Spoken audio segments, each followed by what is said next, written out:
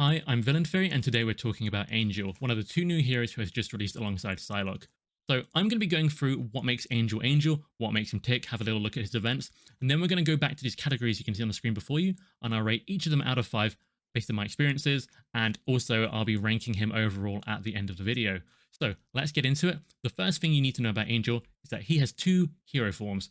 He has Angel and Archangel, and very much like Ant-Man and Wasp, he has Angel on one side, Alter Ego on the other side, and then you open them up and there's his bigger form, Archangel, inside. And just like you normally change form, you can choose to change at will between Angel and, any other form. Now, if I had to describe Angel to someone who has played Marvel Champions a few times before, someone with a bit of experience, I would say he's very much like combining Ant-Man and Gamora together, and then slapping the aerial trait onto everything. And we're going to go into that in a bit of detail. And if you're a newer player who isn't very familiar with these other characters, then you'll learn something about them as well as we go. So let's have a look at what Gamora has in common with Angel. So they are both event-driven characters. Angel is all about aerial events, while Gamora is about attack or thwarting events. But in a similar kind of way, they both have these two responses they want to trigger. So Angel wants two aerial events. He's going to want to play one in Angel form, then one over in Archangel, or vice versa. And Gamora is just looking for an attack or thwarting event to play in her one hero form. But basically, both are being driven to play at least two events per turn, kind of in an optimal, situation, in an ideal world. Especially because Angel's responses are so strong. I would say even one of them is generally stronger than both of Gamora's combined. There are exceptions, but for general, purposes, that is the case. So Angel is really strongly incentivized to try and hit both of his hero form responses whenever he can, in my opinion. So that is how Angel and Gamora are kind of similar in that way. Very event-driven, trying to hit at least two per turn. Both very much heroes that hit the ground running. If you're in multiplayer and someone else is playing a very slow build-up hero, then Angel is actually a really good hero to cover the early game and give the other player room to build up and then help, take over in the late game. So let's talk about Angel and Ant-Man, who have some spooky similarities. So in Alter Ego, they both have 3 recovery, pretty standard. 6 hand size, pretty standard. But then they have 12 hit points, which is a little bit rarer. But what's really rare, and I think these are the only 2 characters to have this as their Alter Ego abilities, is that they can heal 1 damage. Now, it works a little bit differently. One is an action, one is a response. Angel's, the action, is definitely more useful because you can flip down, use it, then start your next turn in Alter Ego and use it again. Whereas Scott would only ever get that healing when he flips down and not when he starts the next turn in Alter Ego, but nonetheless, very, very similar. Now, we can then look over to their smaller hero forms, and they both have the same stat line. They both have 2 thwarting, 1 attack, and 2 defense. Now, this is actually pretty rare. I think maybe only Cyclops has this otherwise, but generally, this is pretty rare. Now, the responses are different. One draws a card, the other one pings a bit of threat. However, if we were to bring in, say, their free cost tech upgrades, which are among some of the most powerful upgrades any characters get access to, then things start to look a little bit more of the same. So when Ant-Man changes to tiny form with the helmet, he gets to draw a card, which is kind of like Angel's response.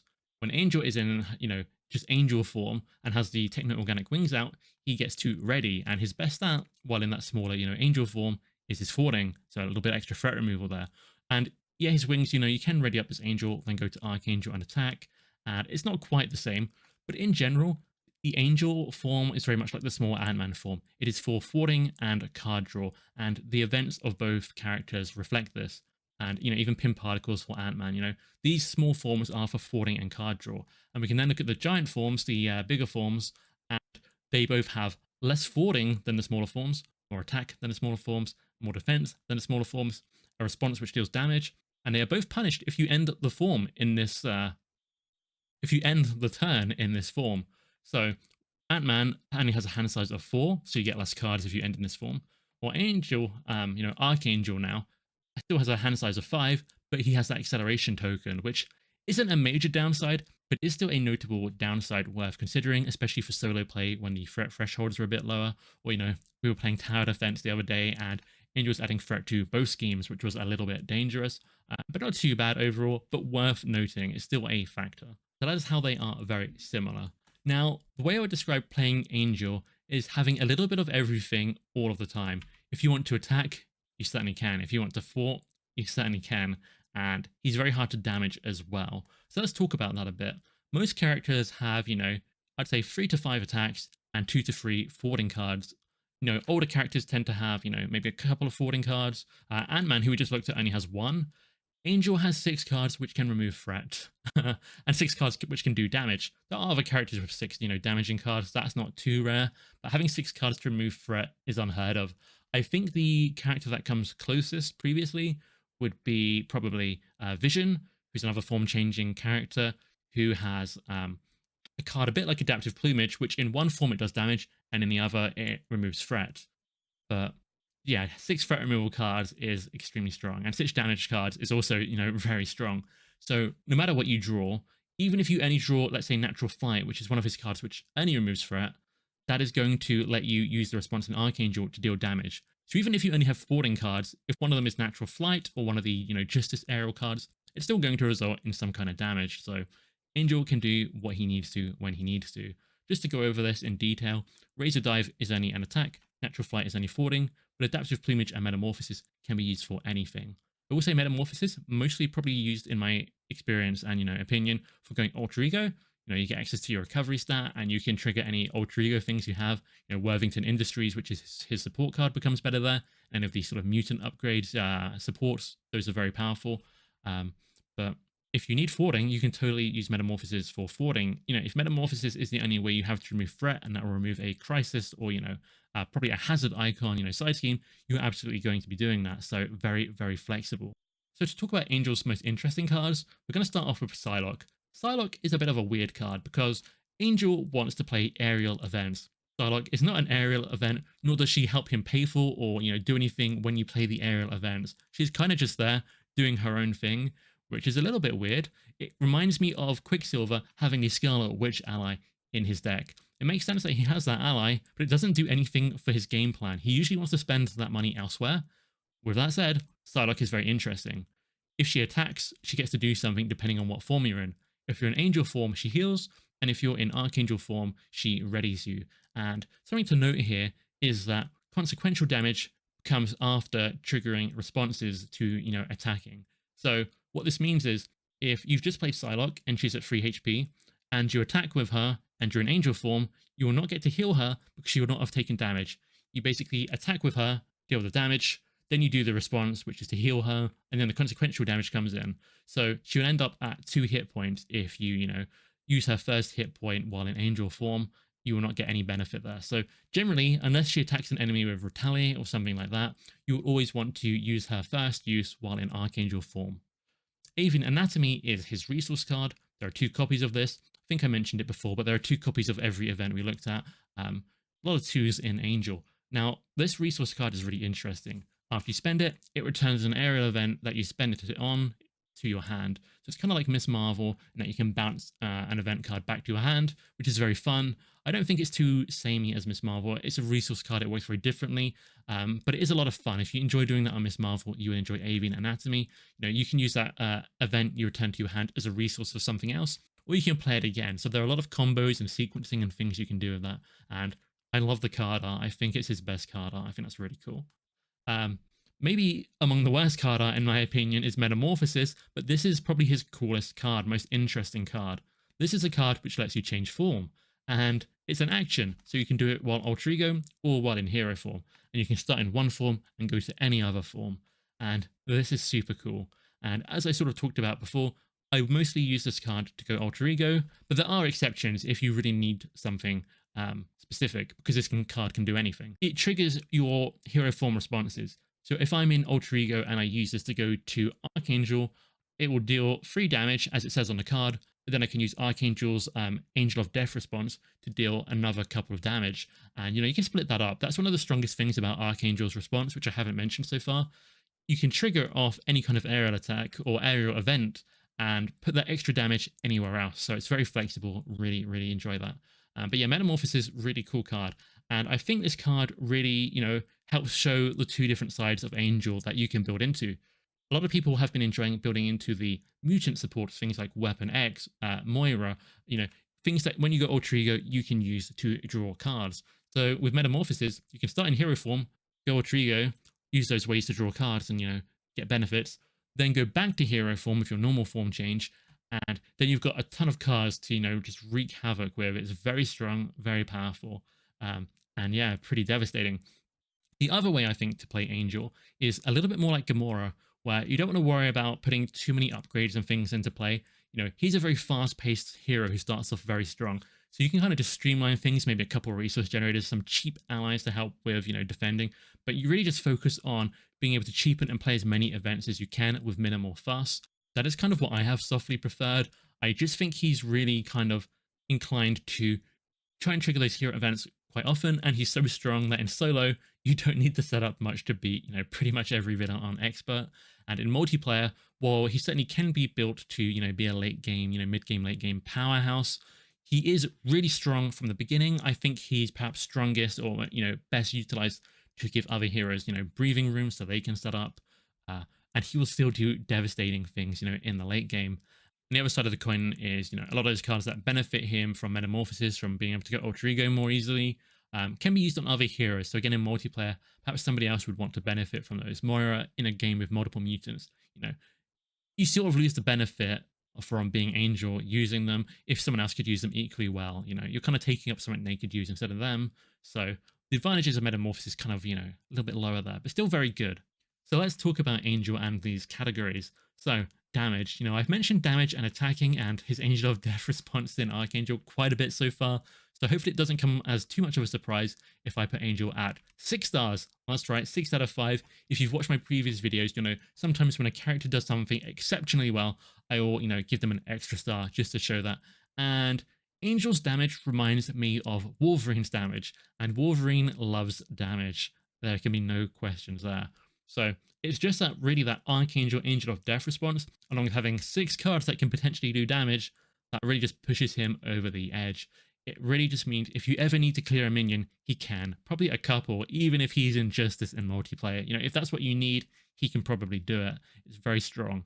And if you just focus that damage on the villain, there's no more villain anymore. He can win very, very quickly. So he's really got some damage there.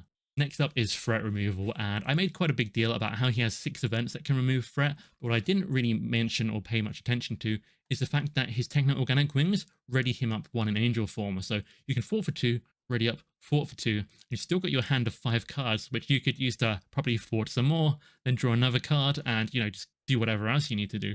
So in solo, you can just handle the threat without having to add a single other card into the deck. Most characters need some kind of, way to deal with threat, but Angel is honestly pretty much good to go. You can go aggression, fill him with, attack events, and he will still be able to control the threat as much as you need him to, in all honesty. In multiplayer, he can just, flex into helping with threat control whenever you need it, which is, again, very powerful. So that is very strong. Next up, we have survivability, which is kind of an amalgamation of, hit points, defending, not being defeated by damage from, the enemies. And 12 hit points is a strong start. Access to alter ego through metamorphosis is very strong as well, so you can recover or use the action to heal. He also has 2 really good defense events, which are 2 copies of the same event, I should say. Aerial agility, which you can see on the screen. We haven't talked about it yet, but if you're an Archangel, it basically outright stops an attack, whereas in Angel, it kind of only stops half the attack, only stops the boost icons, but it will draw you a card, so that is a bit more powerful, whereas in Archangel, I just do a little bit more damage. But very, very strong card. And oh yeah, he has 3 defense in Archangel, and still a respectable 2 defense in Angel form. So Angel is pretty hard to take down. He's very, very resilient. Now we're on to economy, and 5 stars. Again, we're seeing a lot of stars here, and if you're getting the impression that Angel is strong, well, maybe he is. So economy really means how many cards you can kind of draw and pay for, that kind of thing. Resource generation, everything like that comes into this category. And I haven't even talked about his Power of Flight sort of a resource card. It's not really his, but it came in his pre-con. It's a basic card. He's really the only character I think that really wants it in almost every deck. He comes with 3 copies. I prefer 1 or 2, but regardless, it's very good. You can use things like X-Gene, Team Building Exercise.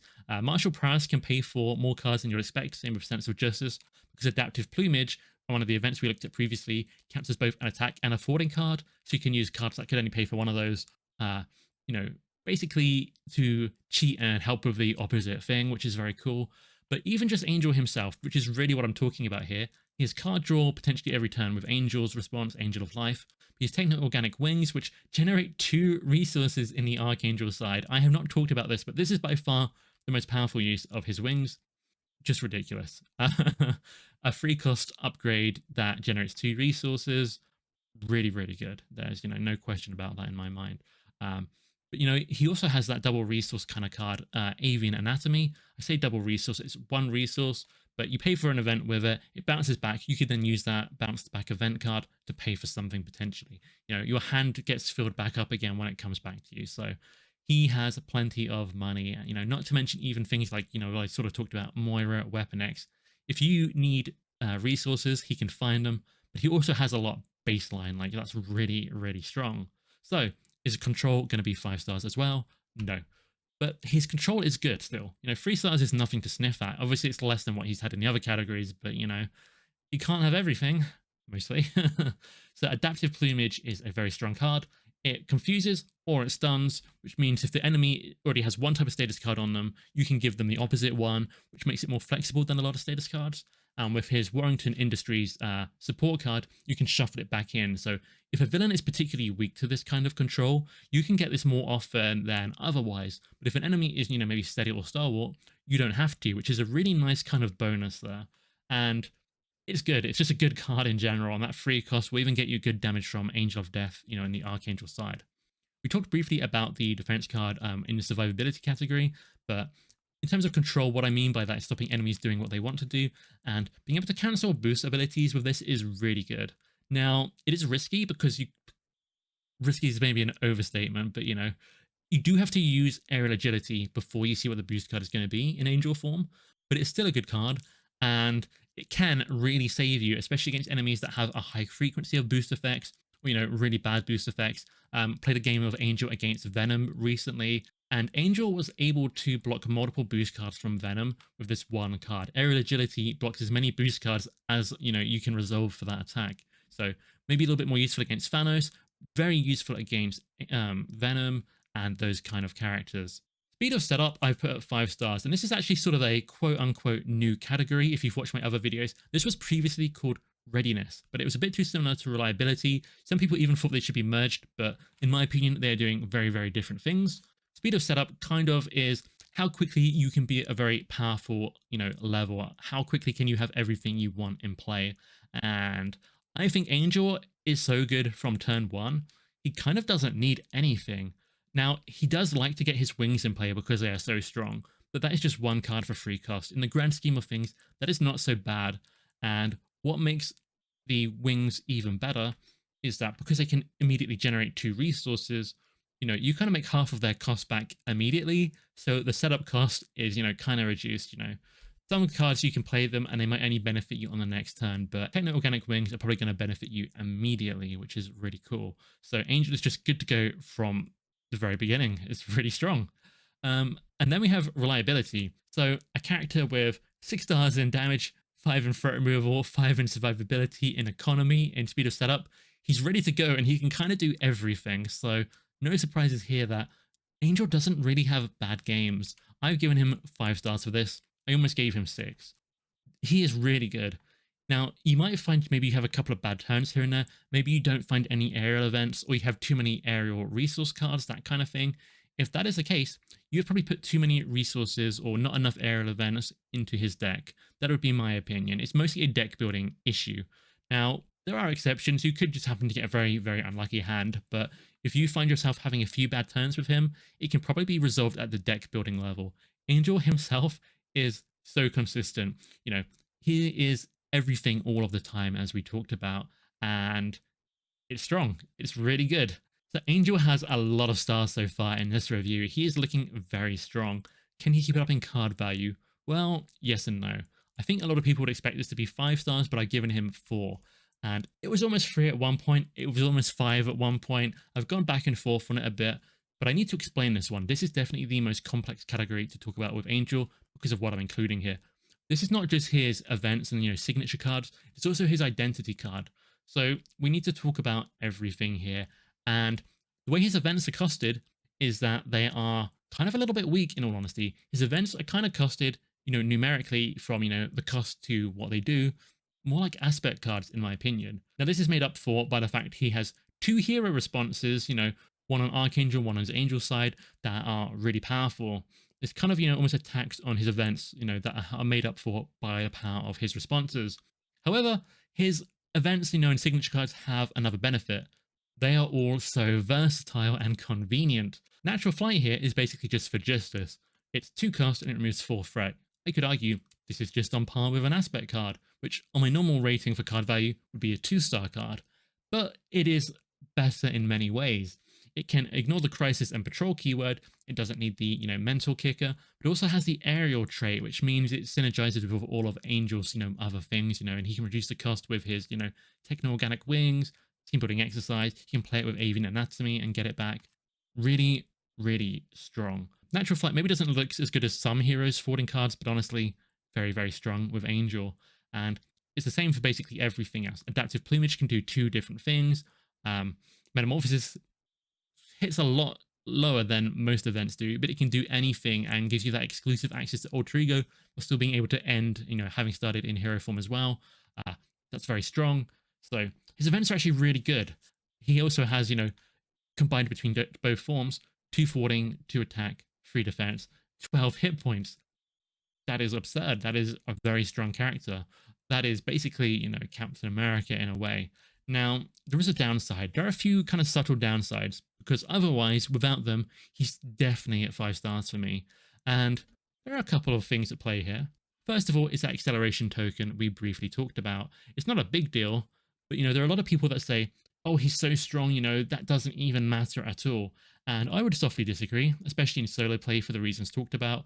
But, even if a hero has a lot of strengths, a downside is still a downside. If he didn't have the acceleration token, he would be stronger.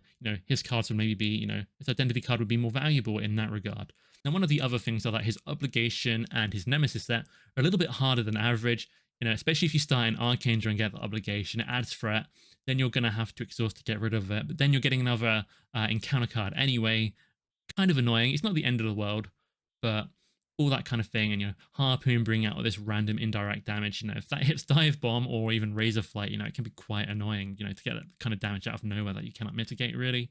So there are a few things at play there. Again, not a huge deal, but when you start to have a few small deals, it will kind of weigh in against it. But the biggest thing for me, which has brought him down from 5 or 6 stars here, are the fact that he is forced to take aerial events in his deck, and then he is kind of forced to play them a lot. What that means is his deck building is quite constrained. You don't have to bring extra aerial stuff, but if you're not bringing extra aerial stuff, maybe I'm wrong here, but I kind of feel like you just going out of your way not to bring it for the variety. He really, really wants aerial events.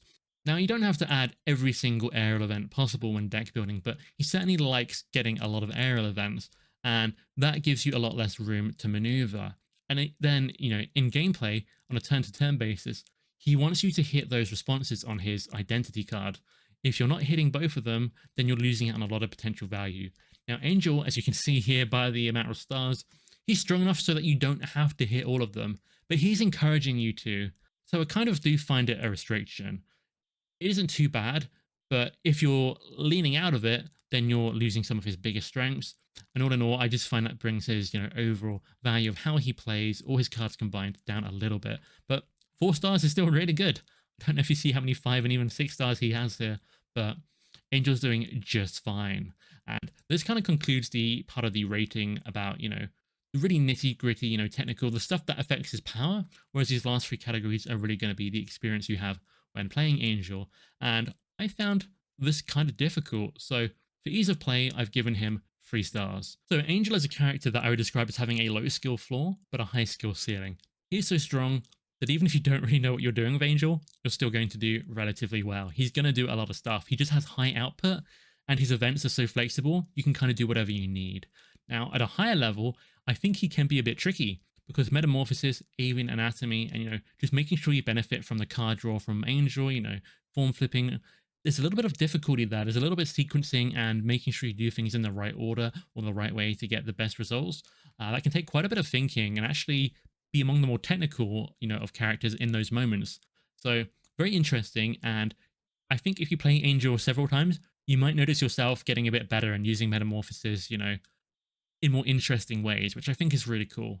Next up is Variety, and unfortunately, this is where Angel scores lower. I've given him 2 stars. I almost gave him 1 star, but I think that is some of my personal bias coming through. I have played a lot of Gamora. She almost made my top 15 heroes. if you've watched my top 15 heroes video, Ant-Man did, I don't think Angel hits a lot of different notes. Combining Gamora and Ant-Man is very unique. And, the aerial thing is also pretty unique. But at the end of the day, in every aspect you play Angel, you're using a lot of his events, and they're kind of doing the same thing. And although the aerial events you'll use in each form are, each aspect are different, you are still using kind of the same events with the same flat values in almost every kind of deck he has in that respective aspect. There is some variation, but it's kind of just variation on the same thing. I wouldn't say there are too many significant different ways to play him. I did talk about how you can sort of play the kind of more streamlined version or take a lot of alter ego supports, but even that, it's not too different from what you can do on most mutant characters. So I think if you're a veteran of the game and you've played a lot of, the latest characters and the older characters, I don't think Angel is going to draw you in too heavily, but it depends what you like, because he does have some interesting, new takes and new combinations. But for me, for the most part, trying to stick with just Angel and his deck building, different decks, different experiences when playing those decks, I do think it's a 2 stars. There's only so much you can do when there's a very limited pool of aerial cards, and he functions mostly the same in every aspect. Yes, in certain aspects, you're going to be aiming for different things, but you're really going to be aiming to hit those responses on his hero cards. And then we have to talk about fun factor. And this is a tricky one because I feel such pressure to put this high. I think most people will really like Angel. Once we're at the end of the wave and all the new heroes are out for the X-Force, I'm pretty sure we're going to see Angel and Domino be the most popular characters. And everyone I know loves Angel. I played, if someone's playing him in my local shop, they loved him. My partner loves playing as him. My best friend, loves playing as him. I just don't really feel a draw toward him. I'm going to have to give him 3 stars, which is honestly still good, but it's not on the same level that I seem to see most other people liking Angel. Now, Angel is really fun in many ways. He is, really impactful, and a dynamic character. You're never going to feel frustrated that, I can't do what I want. And, he's going to be able to do whatever you want. But for me, that is part of the problem. He feels kind of like Venom to me in that even before I've started deck building, and you guys know how much I love deck building, he can't really, go wrong. He already has everything he needs to deal with every problem, including his nemesis set and obligation. He can do it all, and he can do it with style, and there's a lot of fun in that. But there is also, a lack of tension and challenge in that, and a lack of ways to, even if his deck building did have more variety than I think it does, it's not going to be that impactful on him because you're just Angel doing Angel things, hitting those aerial responses, kind of doing everything all of the time. So depends what you like. I think if you really like Venom, Captain America, and Gamora, you're going to really enjoy Angel. I actually don't think Ant-Man and Angel, apart from how their identity cards are formed and the roles each one has, share a lot in common. So overall, that is where I would sit for Angel personally. So much fun stuff, but also some things I don't really like so much. But 3 stars is still good. 3 stars is average. Whether that goes up or down over time, we'll see. I do think in my first game or 2 of him, I would have said 4 or 5. It has kind of dropped down. I don't really feel that compelled to play him now compared to, spoilers, new character Psylocke, but also Domino, Cable, Gambit, Rogue, all the other new characters. Angel just isn't calling to me, if I'm honest. So for me personally, not scoring as high as I think you guys might expect. But overall, still a very fun character with a lot going for them. A unique combination of things we might see in other characters with an aerial twist. I do think most players are going to really enjoy Angel, and you can expect to see him quite high up when it comes to polls on, people's favorite heroes. Now, the big question that I know a lot of you have been waiting for is where do I rank him overall in terms of power? And I've not really been shy about it here. He's got a lot of stars, a lot of things rated very high, a lot of categories that I almost gave an extra 6 star to and then damage, which I did. Angel has to be, no question about it, S tier. He is in my personal top 10. That is my S tier. It's quite a lot for, I'd say an average tier list to have 10 characters in an S tier. But I think for Marvel Champions, I think these characters are all such a cut above the rest. Now, I don't know if I put him in the top 5 or, more toward the, end of the top 10. Though I do think it's at least kind of near the middle at worst. That is just because he is so convenient, has so much damage for removal. It's hard for Angel to lose, and he wins very quickly, and he's very reliable at doing that. And there's not much more you can ask for in an S tier. The only thing that I think holds him back is that he doesn't have anything too crazy game breaking.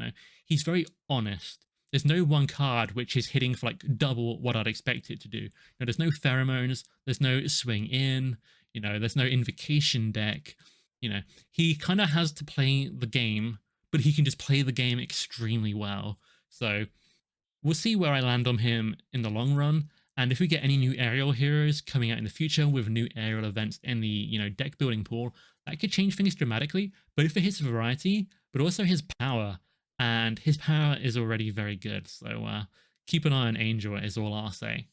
So I think if you like really powerful heroes, Angel is going to be a hero you really enjoy. If you're looking for something, if you want something a bit more unusual, maybe not quite so much, but he is good. I've really enjoyed him overall. One interesting thing here is I put the no weaknesses kind of as a pro and a con, just because I feel like that takes a lot of tension out of the game for me. Depending on what you enjoy, that could just be a pro or just be a con. Thought that was interesting. So yeah, that was Angel. Let me know what you guys think. If you want to drop a comment on your opinion, whether you agree or disagree, did I miss anything, please feel free. I read every single one of them. You guys are amazing. I still can't believe the amount of support you guys have given me. If you want to see more, please subscribe. We're going to be looking at Psylocke next. I have an upcoming deck building guide for aggression and a few other things, a few interesting topics that I'm really excited to talk about. Fun videos, analytical. It's going to be good. And of course, the podcast that I've started, we now have 2 episodes out of Shadow of the Cast. It's on Spotify, Apple Podcasts, all that kind of thing. And it's on my YouTube channel. So if you haven't seen it, please check it out.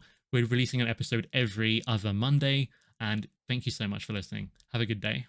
Bye.